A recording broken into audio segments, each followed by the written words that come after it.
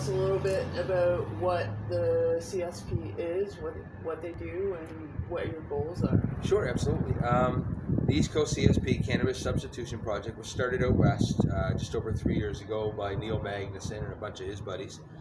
And they've been running for 3 years, and they've been literally saving lives. I mean, it's a huge opioid epidemic out there. I mean, it's here too, but out there, it's crazy. There actually, more people died in May from opioid overdoses in BC than died of the virus the entire time that it's been here.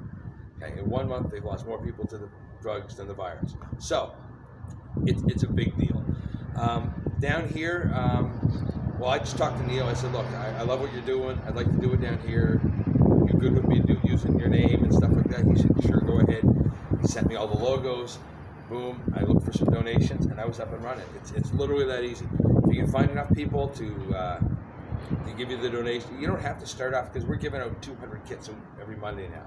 Okay. When it started, we gave out 40. Okay, so in the beginning, you don't have to start big. Okay, you start with what you can. As your numbers grow, sometimes you'll have to make your kits a little smaller to stretch them out a little further, right? But beyond that, all you can do is serve as many people as you can. Okay? And what you're hoping to do is, as a substitution project, as opposed to people waking up in the morning and hitting the streets and looking for drugs or looking to score or whatever, however they're going to get through their day, they come down in the morning, and I've got a care package of cannabis edibles for them. We used to give out a joint, but since the pandemic, I can't give out weed, and I can't lick anything anymore. Cones are too expensive, so I give you a little baggie with some weed and a couple of papers, and you make it a do-it-yourself kit.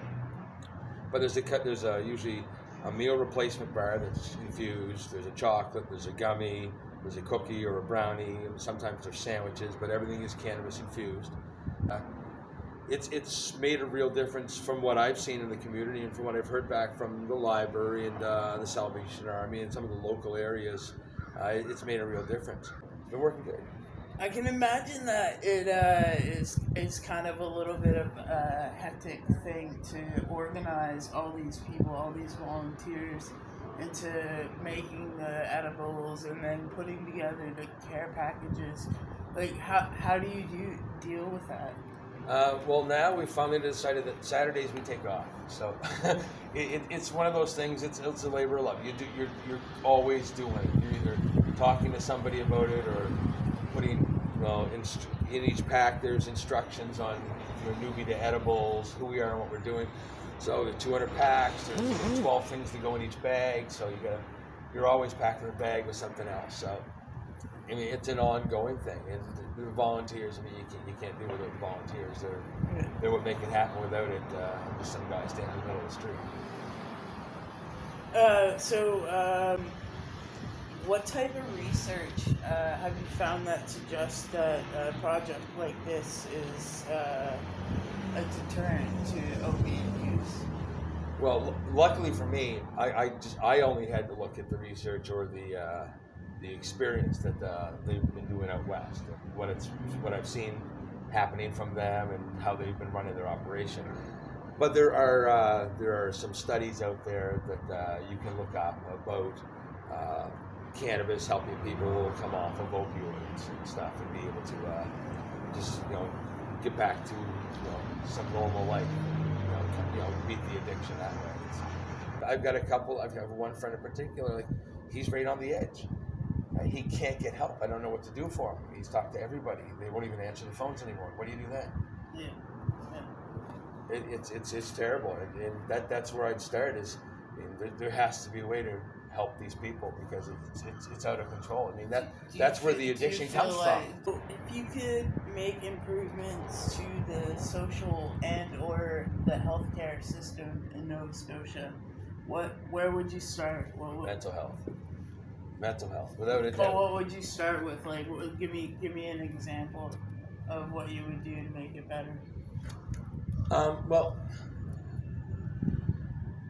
I deal with a lot of people in some rough situations, and I've gone to appointments with patients who are going to talk to psychologists and stuff. You're going to talk to a psychologist, and the first thing out of the psychologist's mouth is, look, if you raise your voice, I'm going to have to ask you to leave. But you can't start a meeting like that. Yeah. Like if people could control themselves that way, Yeah. they wouldn't be at the meeting in the first place. They wouldn't be going. I find that, and I'm not. I don't want to generalize because I haven't been in treatment myself, so I don't know how many people are like this. But I find a lot of physicians are too sensitive. Yeah. Okay, I mean, when you're working out some of these bigger issues, I mean, voices get raised, hearts get pumping. Okay, people get excited, and it can be taken the wrong way. I mean, you kind of have to mitigate that with some experience, and that's. I don't see that happening all the time. I've seen too many people slip through the cracks because they're too loud or they're too brash, and they get kicked out of appointments. They're known as violent patients. Exactly, but they still need help, okay? Yeah. It doesn't matter that that's what the problem is, okay? Somebody, somewhere has to help them. They're thinking, they thought of a question, and they're not listening to anything else you're saying anymore. They're waiting for you to shut up for 1 second so they can get their question in. As far as I'm concerned, if you let them talk from start to finish, okay, you go, okay, you said something in the beginning, can you start again?